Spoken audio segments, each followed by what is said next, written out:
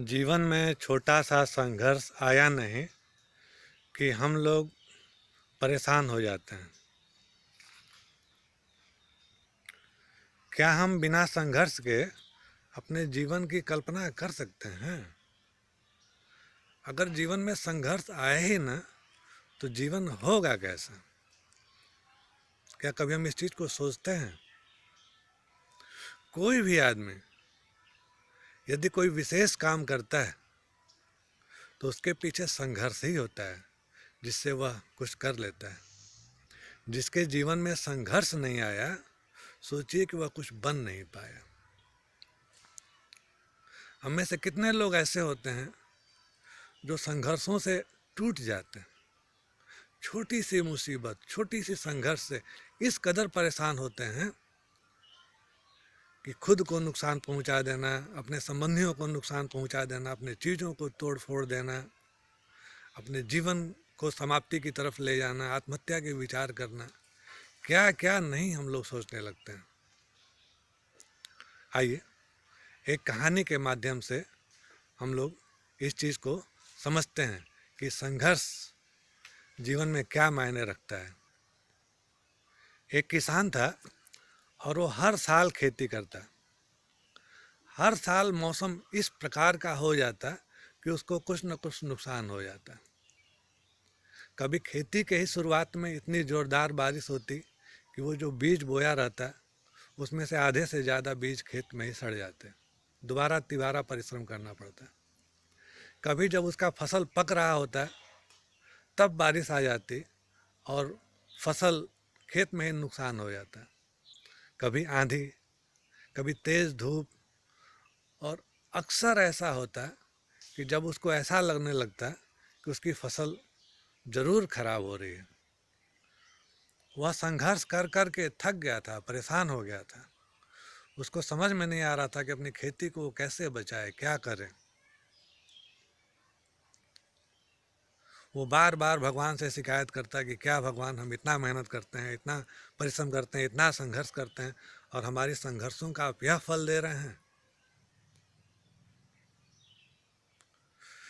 जब बहुत ज़्यादा नुकसान होने लगा, उसको लगातार बार बार उसको नुकसानों से कोई मुक्ति नहीं मिली, तो ईश्वर के शरण में गया, आवाज़ लगाया और ईश्वर आए, अवतरित हुए और पूछे, बताओ क्या कहना चाहते हो।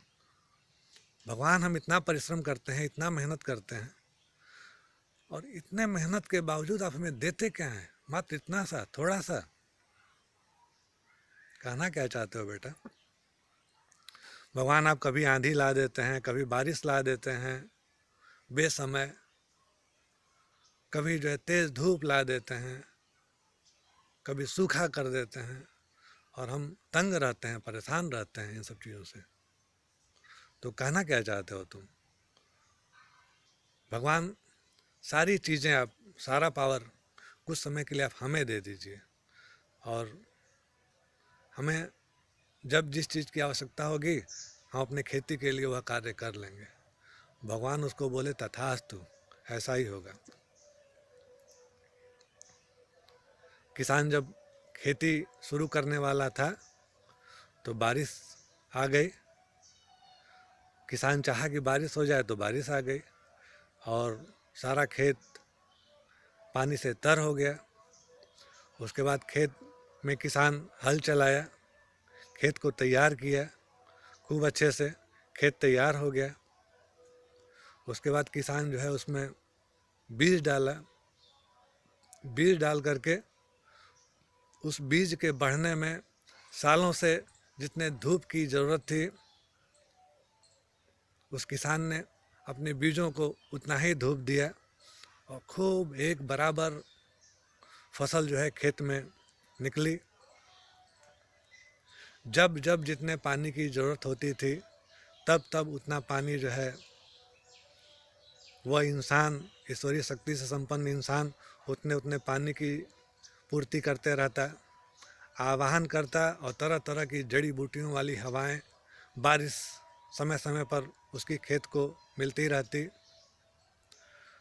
अनाज को पकने के लिए जितने पर्याप्त गर्मी की आवश्यकता होती उतनी गर्मी उसको वो देता जितना वो सोचता था सालों के अनुभव से उतनी गर्मी वो देता है।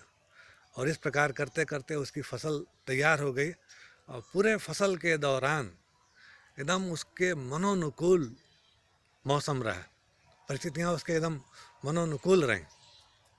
किसान इस बार बहुत खुश था कि हर बार से अधिक पैदावार इस बार निकलेगा।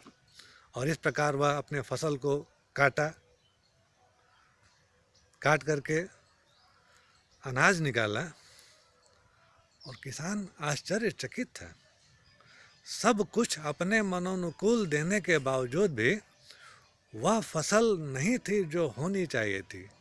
इससे अच्छी फसल तो उसको तब मिल जाया करती थी जब उसको यह लगता था कि बहुत संघर्ष करना पड़ रहा है।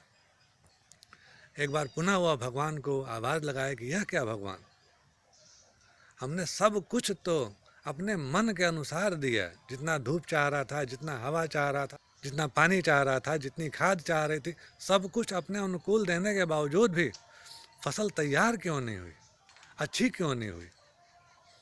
भगवान बोले, बेटा तुमने सब कुछ दिया लेकिन पौधों को संघर्ष करने का अवसर नहीं दिया। जो पौधे जितने ही अच्छे से संघर्ष करते हैं, जितना ही अधिक संघर्ष करते हैं, उनके बीजों में उतनी ही जान होती है, उतना ही एनर्जी होती है। तो इस कहानी के माध्यम से यह बताने की कोशिश की गई कि संघर्ष हमारे जीवन का बहुत ही महत्वपूर्ण अंग है। संघर्ष से डरना नहीं चाहिए। संघर्ष करें और जीवन को उन्नतशील बनाएं, उज्जवल बनाएं। बहुत बहुत धन्यवाद।